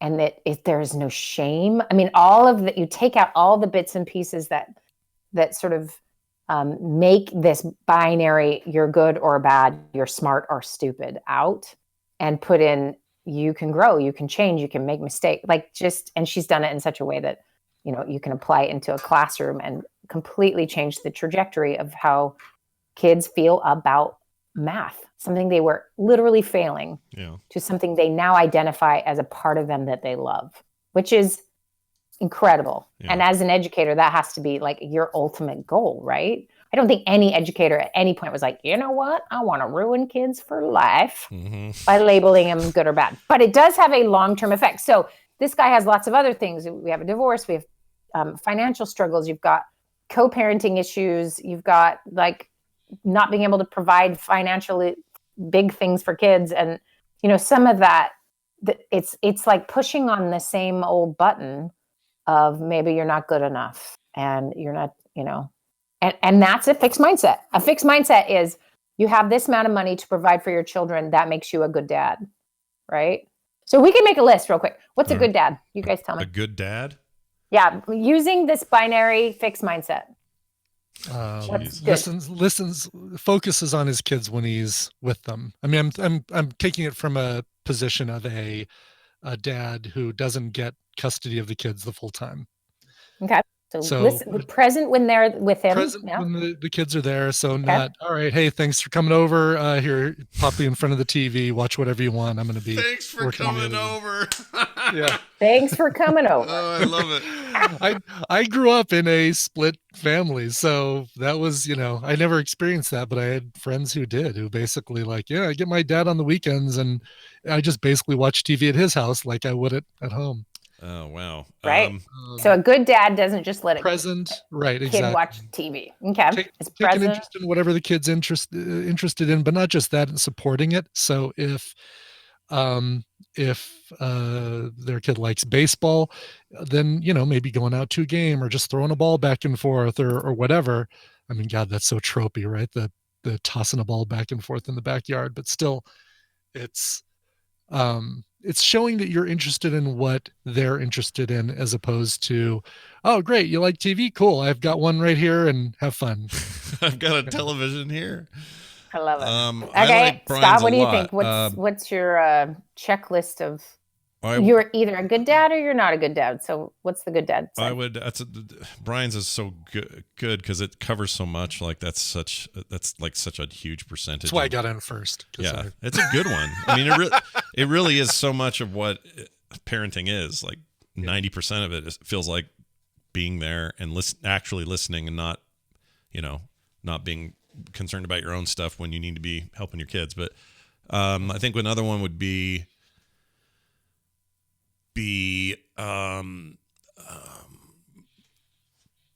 emotionally penetrable, like not how do I put this? Don't be afraid to like tell your kids how you feel, or how you feel about them, telling them you love them frequently, showing affection, having them know that you're not just this, he leaves at 8 and comes home at 6, pats me on the head and has dinner and then goes somewhere to read a paper. Like, you just don't want to be that guy in their life. So be somebody who doesn't hear you say, how do I put this? Like, don't try and make the kids think that you're infallible, right? Show them that you, that you fail as well at things, and that you pull yourself back up. Yeah, exactly. That they're vulnerable to you already by default. You can be vulnerable to them a little bit emotionally to show them that you understand what it feels like for a girl to break up with you, or you understand what it means when you've been bullied, and you understand because you were bullied, and this is how you feel, and like that kind of stuff. I realize that's kind of broad, though. It's not a great answer to your question, Wendy, but neither of you answered my question the right way. You answered my question. No, you answered my question, the second question, actually, the right way, but I didn't ask that. I asked, though, what is the fixed mindset form of a good dad? You guys answered the growth mindset. So good job. You jumped right ahead to the actual good dadding, which is great. Oh, so what? But are you saying there's no such thing as the first one then? Star. Is that what you're saying? No, there is. Okay. It's I provide for my children. I take them to Disneyland once a year because that's what a good dad does. Or I throw a ball with them in the yard, but I am not emotionally connected to them. You know what I'm saying? It's a checklist that is based on, I don't know who taught dads that these were the things they had to do. Yeah. But some of them run so deeply because of that's exactly how you were raised. That is the expectation of your community or the training you had within your own family. This is what a man does, right? So you've got some of that. Now you guys are sensitive new age guys. So you're ahead of your game. Yeah. But truly, so that sort of that fixed mindset. So to take a moment and really identify, like, where's the thinking I have inherited come from? Mm-hmm. And you may not, you think it's just you. That's what we always think. Well, this is me. I think this, but you've always been influenced by something, right? So getting a little bit more clear about what that is. And this can be with work. This can be with parenting. This can be with lots of things. Like first getting a handle on what was I told made me good or bad? Because there are people who are killing it in every industry all over the planet who feel like garbage, right? Yeah. So it is not about what you've accomplished or you're accomplishing. And there's the biggest myth. Because if you are not accomplishing or you're struggling, I mean, it's just so easy to put yourself in the category of I'm failing. Yeah. So I've been thinking about this lately as like an interesting twist on the word failure. So when you exercise and you are pushing your muscles to failure, you're triggering your body's response, the evolutionary response to build more muscle tissue and to strengthen your overall metabolism and survival. But it requires failure. Right. Like it literally requires failure, which I kind of love because we are so scared of what that word means. But it's again based on our history of how that word has been handed down to us, right? So let's imagine a culture where you were trained to think of failure as the greatest thing you can pull off. That means you've tried everything and you found that sweet spot where you can still either learn to grow or you've hit the end, whatever. Like it's just a different word or a different framing. Mm-hmm. And then you plop that person into our culture. They'd be like, what is going on here? Yeah. Be very different. Okay. So now switching to your parenting, your ideas were great. And those are more growth mindset parenting in one way, right? Which is your emotional connection with your kid, your support of your kid is really important. They feel you're present. You're not only you're present, but you care about them, that you matter to them, all of those things. That is an awesome foundation. So now I want you to add on top of it, what other growth things are as a parent to do, that they can send the message that this kid shouldn't be baked and finished and have nothing else to accomplish after they've gotten their college degree. Or, do you know what I mean? There tends to be, why aren't you a full adult functioning at my level? Sometimes when we talk to children and adolescents. Sure. So any thoughts on that, of parenting with a growth mindset, what that might look like? Oh, man. Well, for me, first thing that jumps to my head is other people are kind of, okay, this isn't what I'd say, but I'm going to get around to it by trying to explain myself. People are kind of full of crap, okay? And the quicker you realize that other adults who may look on the surface like they got it all going on are as fallible as anyone else, the better, so that you can just focus on yourself and not worry what the Joneses are doing at all.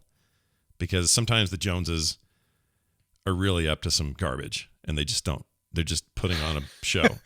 No offense to anyone with the name Jones. There's a thick layer of poo underneath everybody's skin outside of. Yeah.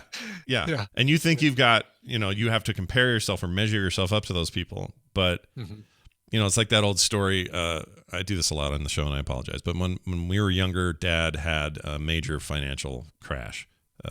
Lost a business. We were forced to move, had to sell boats and motorhomes and all these, luxury items. Wendy would have been, I don't know, you were probably 9, 8, 10, something like that. I don't remember where you were. But anyway, when all that happened or went down, he had what I would describe as a family friend and sort of neighbor, sort of spiritual advisor type, who sat him down and in that conversation said, there must be something in your life that you're not doing right. Like you must be living wrong somehow. You must be fouling up in some way, or else this wouldn't be happening to you. And it was somebody he respected and liked, and then suddenly he's being told this, and he's just like, well, geez, that's really helpful. Thanks a lot. I try to do my best. And he was doing his best. It was a terrible thing to tell him. And it's easy to take a bunch of stock into somebody saying something like that to you, especially because that guy seemed like he had it all going on. He had a big house. He had all the money. He had the stuff. His kids all seemed perfect. He had all these things. And then 2 years later or something like that, that guy had a financial crash of some sort. His business crumbled and it all fell apart. And that dude committed suicide. He freaking put a gun in his mouth and fired it. And I remember that really stuck with me and bothered me to like the core. I still think about it sometimes today, because this isn't about me judging that guy like, oh, now who's the guy? It's not that feeling. It's this feeling of, he told Dad that, but then he had it. He was way worse of a place with everything falling apart around him than Dad ever was. And which illustrates perfectly the fixed mindset or the growth, right? Right. Fixed it's the end of the world. Yeah. Right. If all your value and stock is in, it was formulaic. He was like, you do these things, you have good life. That is not real. No. It's never been real. It's just that we all love that crap because we want it to be easier. We want to know the secret to the sauce. Like when someone tells you like, hey, you just do these 3 things, you're like, cool, I'll do those 3 things. As long as they're really hard and then we can all agree that this is going to work. Like we kind of want the formula. So that's fixed mindset. Absolutely. And we've been trained to do this for a lot of, the way the school system sort of functions, the way culture has sort of gathered around it in the, this is good, this is bad. Whereas the growth mindset is there's sort of the phoenix can rise from the ashes at any point, right? Like there's always something, and I guess you can call it optimism, but it's just an openness that the formula you were applying may not actually be what is the recipe for happiness, but there is actually growth still available. So imagine we teach kids this much younger.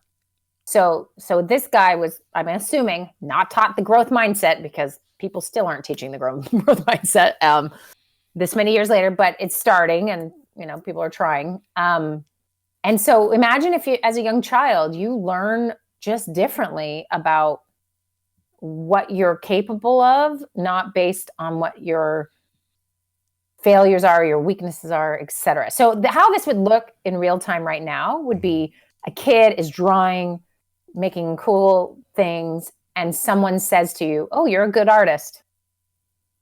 So now I have a good artist that I have to live up to. So when I get to some art I want to make and it's not looking right and I don't feel good about it, and I, suddenly what comes to question is, am I a good artist or not? Mm-hmm. So some rando just told you you're a good artist, and now it's your self-identification. Yeah. Now imagine if someone instead came up to that kid and said, "Wow, you work really hard at your art," or "You can see that you find joy doing your art." And then the kid's like, "Yep." Mm-hmm. And then and all he has to do is keep finding joy in it, and he can consider himself a success. So working hard and finding joy, those two things are perpetual roads, right? And we should be careful with the working hard, because that also gets really tied up with fixed mindset stuff too, a little bit. You must be lazy. I know people right now are thinking, I call myself lazy. And that's because maybe there was a hard work fixed mindset that was thrown at you at some point too, right? When really you're just freaking out because you're exhausted, So these like words internally, we weren't born with them. It's kind of been handed to us. And then what happens with our brain, and this goes back to his very core thing in his email.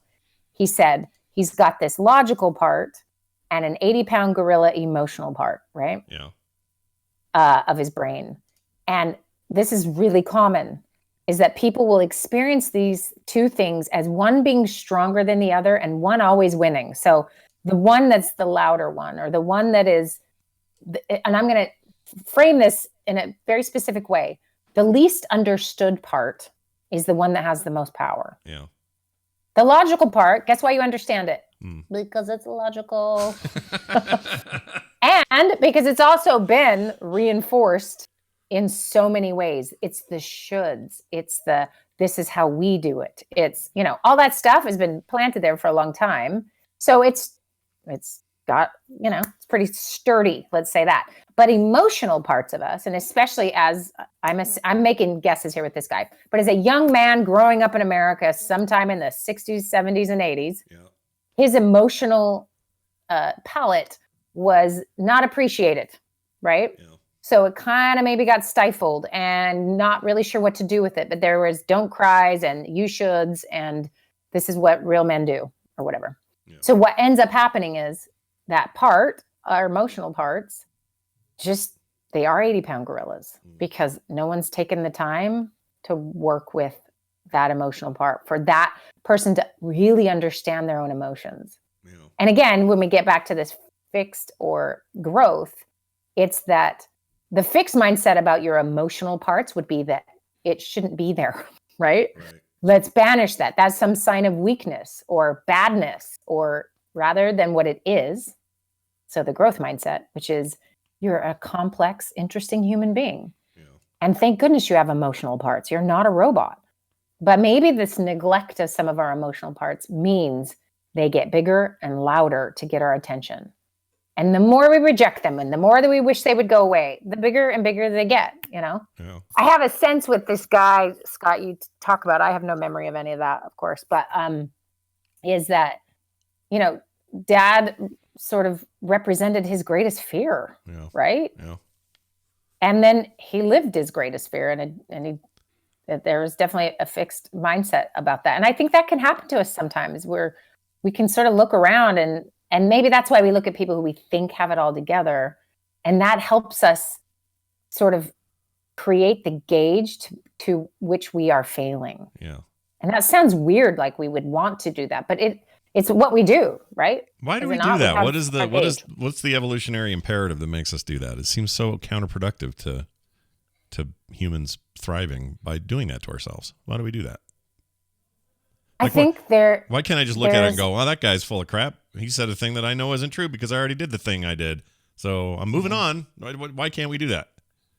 I mean, to me, the only explanation is evolutionarily, which is to survive, you have to be part of a group that will protect you and give you food and keep you sheltered and keep you safe. And so at its core, so much of what we do sort of serves that end. And to me, looking around and gauging what other people are doing is the way to know I'm doing something safe. Yeah. Also, gauging how they think about you is another way to stay safe, right? If you get rejected, you're now literally left in the cold and you're not going to make it. Yeah. So that conforming. And so our brain has absolutely been built around surviving in groups. Yeah. This is, so we can hate it and we can wish we were like this, or we can, but again, maybe if we worked with it instead of against it, it could be quite amazing. So my advice to this guy is get some help with this emotional part where you get to know it, and rather than push it away or wish it away, you are getting acquainted with it. Yeah. Because I'm going to tell you right now, it's not going away. And the only reason it's maybe so loud is it needs to get your attention. Yeah.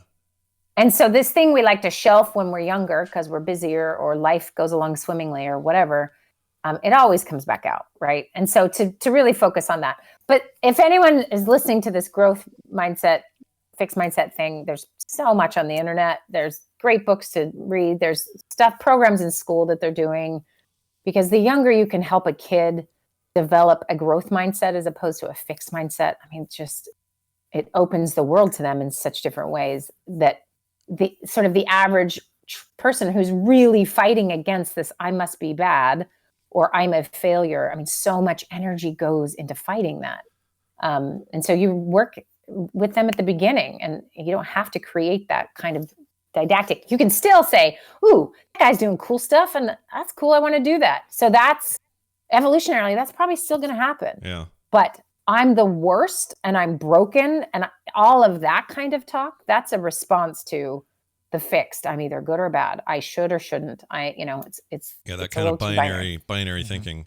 Mm-hmm. So you just solved a problem I've had. This is so funny because you're welcome. Well, it's funny when you hear what it is. It'll maybe make you smile. I don't know. But Carter and I have been working for a while now on a joint project. We're writing a children's book, and she's illustrating and I'm writing.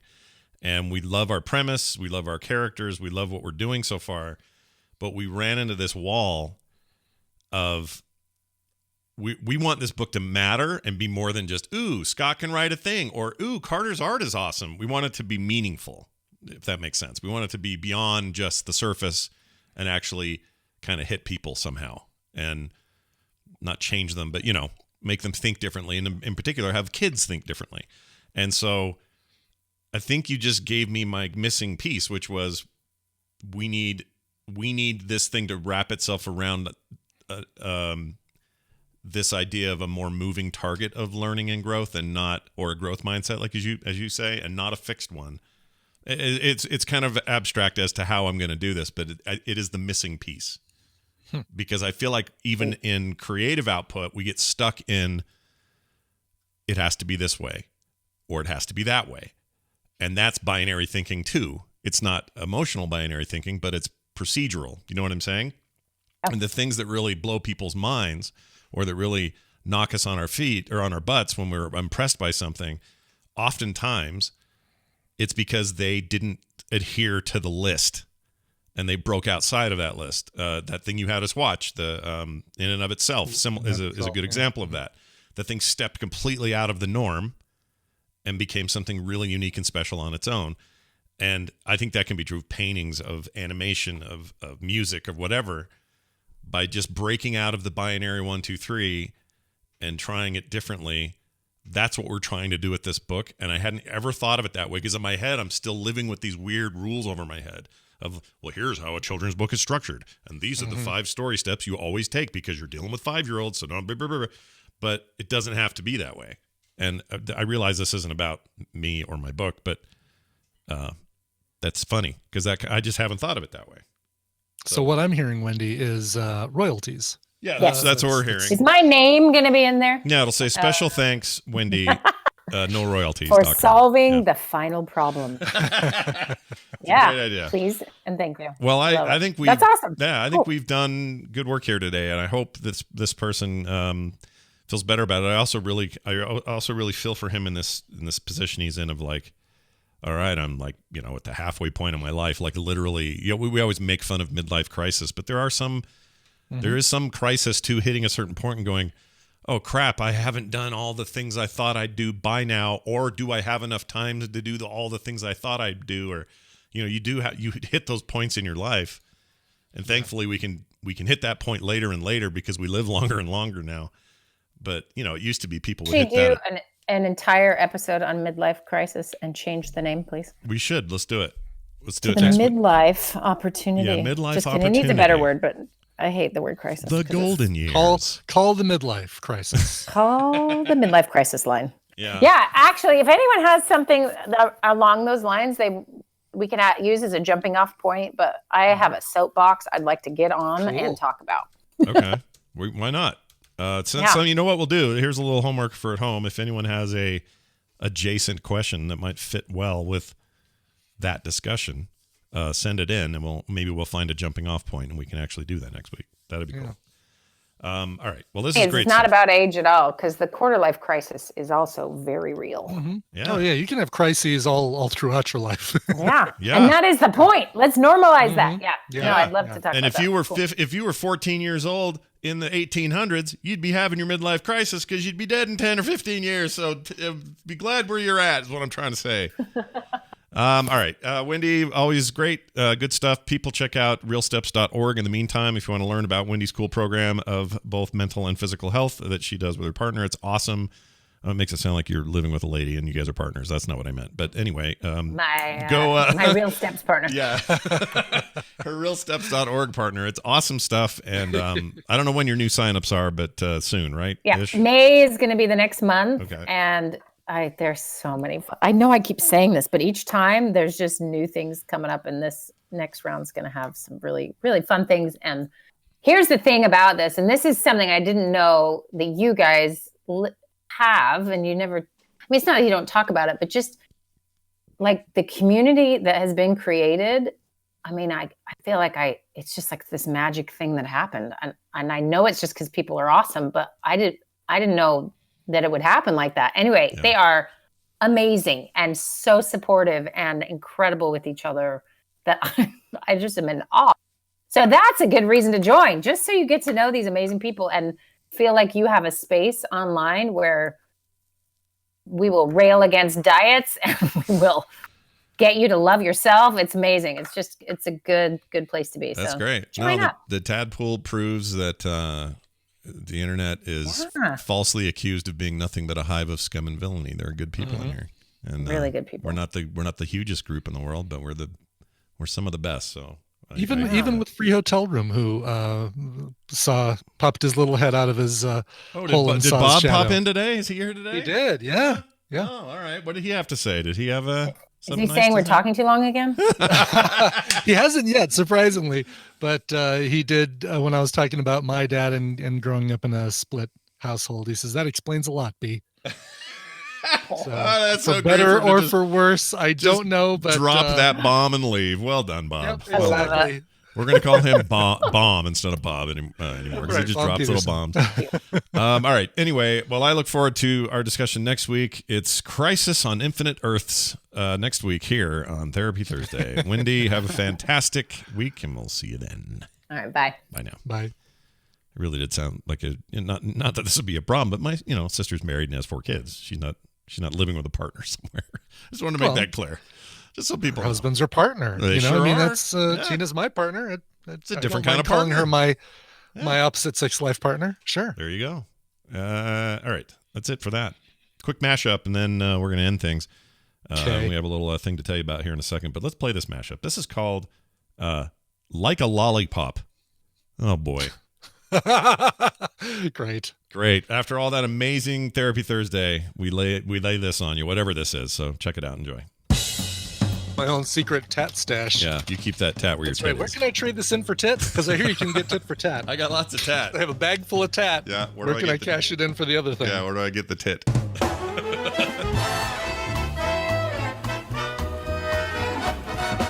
Ooh, this is extremely hard. Stick it in there and we'll just get a taste of it. Put it in there and I'll watch for it to pop. Yeah, I'm putting it in the other hole or anything like that. I closed my eyes and did it, so take that. Yes. I've never had a Woody. Just a small one. Oh, well, small ones are better than big ones. I feel like I'm not going to quite go that deep. Why not? Why would you not want that? I don't know. Why would you not want that? Okay, I can't do it with anyone watching me. That's all I know, because it looks so stupid. Do you have to We all look like dingleberries. You have to plank the couch to really get the full effect. Yeah, you have to lay down horizontally on this platform thing. It looks like a workout. Pop it into my mouth. About half of them. I can't do that. My brother Matt, do it all day.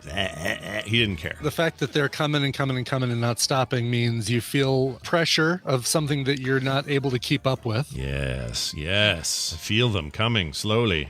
Very slowly. If you get more than 2 inches and it stays. Yeah, stuck it in there. Well I done. put it in with a tapered head. Better penetration. I mean, I just put my finger down in there and it looked like about 2 inches. I can't write it on the air because I can't situate a camera around, but I'll figure something out.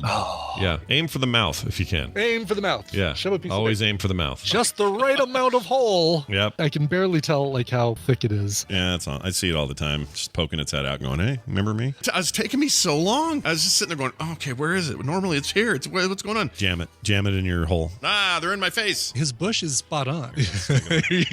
Oh gosh, why am I looking at that? So then I'll eat that thing like a lollipop, like some kind of 5-year-old. So it's not just like we go take it all. Yeah, no, I right, kind of it's- just go you at work it. on it for I a work while. on it for 5-10 minutes, but I realized I saw There's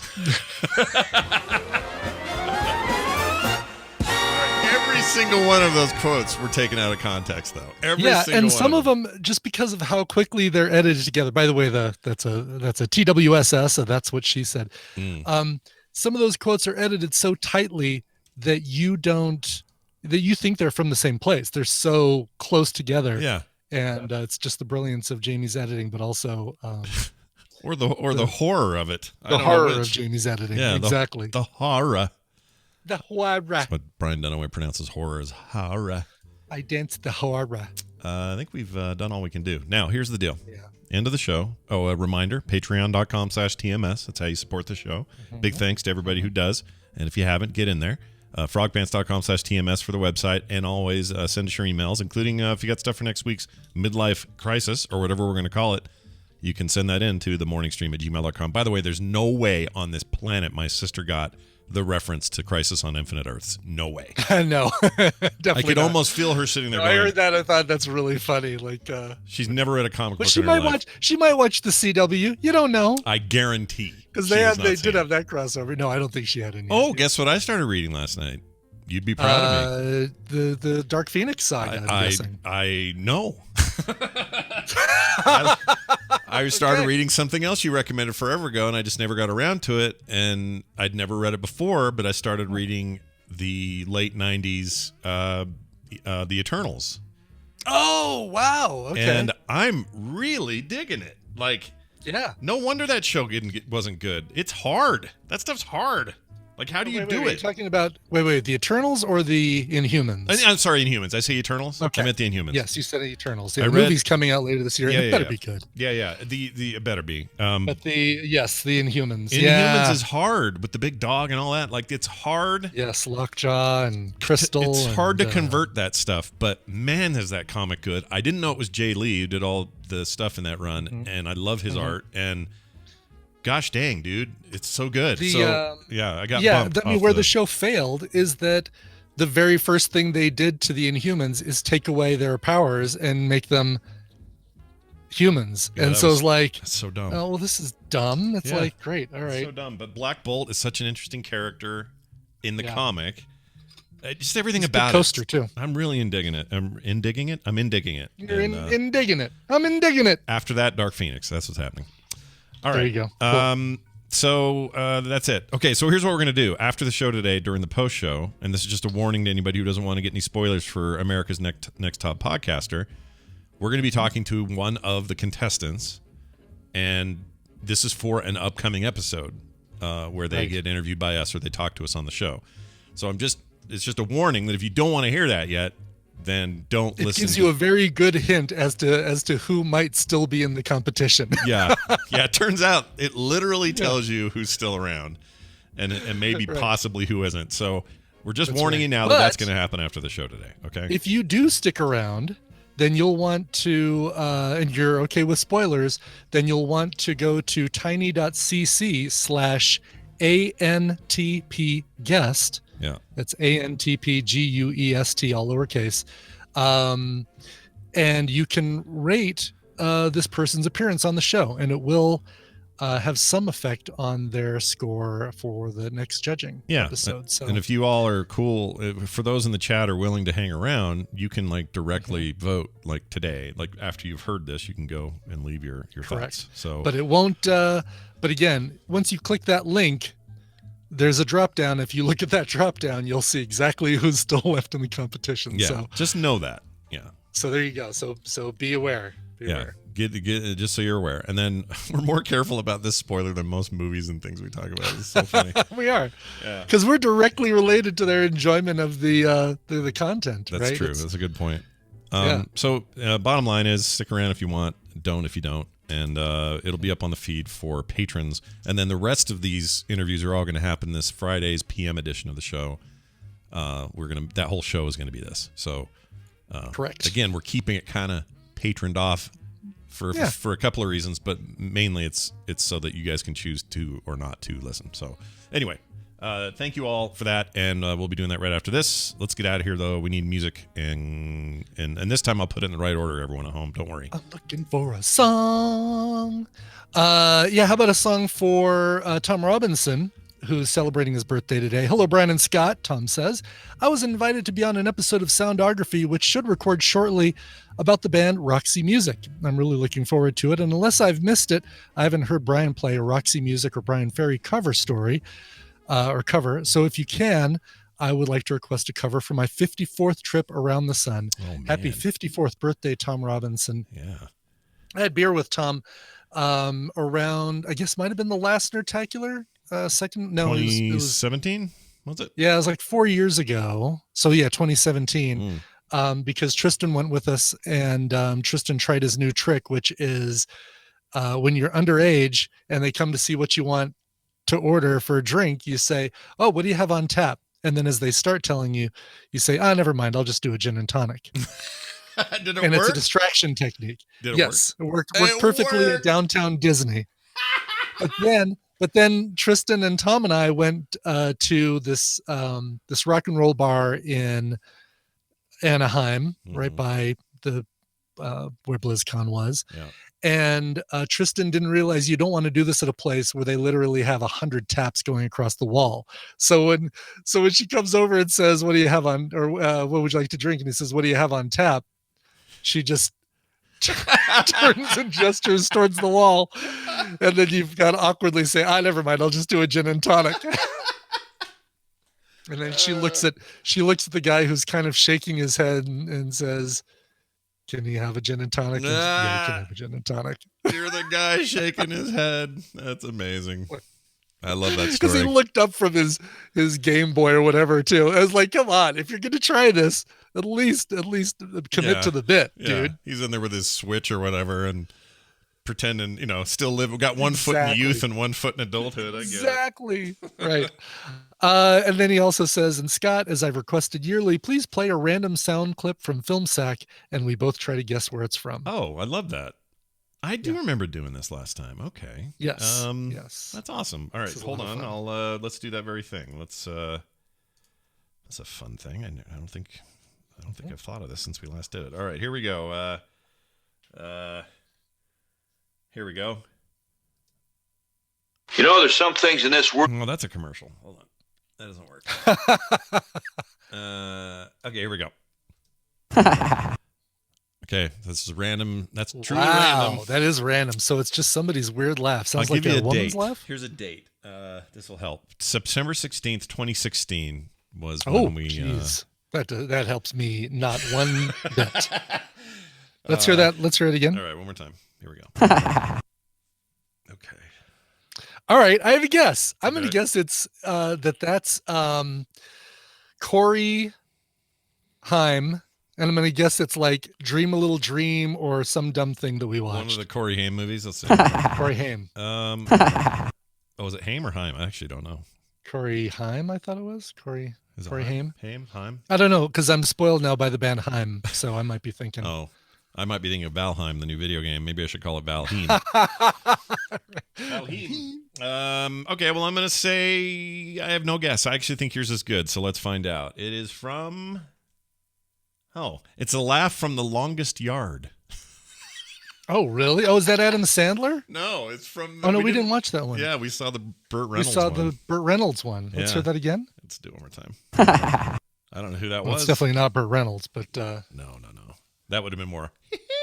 or whatever. Yeah, exactly. That's exactly what it would have been. The Longest Yard. All right, yeah. never. There you go. Happy 54th for that. That was a fun guesses. little contest we had there. And also, I almost forgot to play this for him, but we have to do it as tradition. Happy birthday to you. There you go. Making it perfect for you. Ugh. Yeah. There's another clip that just gets longer and longer the more we hear it. All right. This is a band called Cicada that did this amazing cover of Roxy Music's Same Old Scene from that great album, Flesh and Blood. My favorite Roxy Music album. I'm going to say that. Spoiler alert for those of you listening to Soundography.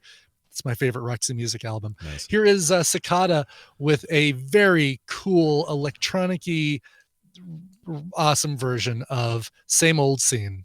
Very nice. We'll see you guys later. Core is on tonight, by the way. So if you want to watch that, you can. 5 p.m. Mountain Time. We'll be on with me and Bo and John talking One Loop and why that might be the greatest video game of all time, among other things. So come check it out. That's Core tonight at frogpants.tv at 5 p.m. Mountain. That'll do it for us. We'll see you guys on PM tomorrow. This show is part of the Frog Pants Network. Frog Pants Network. Get more shows like this at frogpants.com. I can't pretend to know what we're dealing with here. Me neither, dude.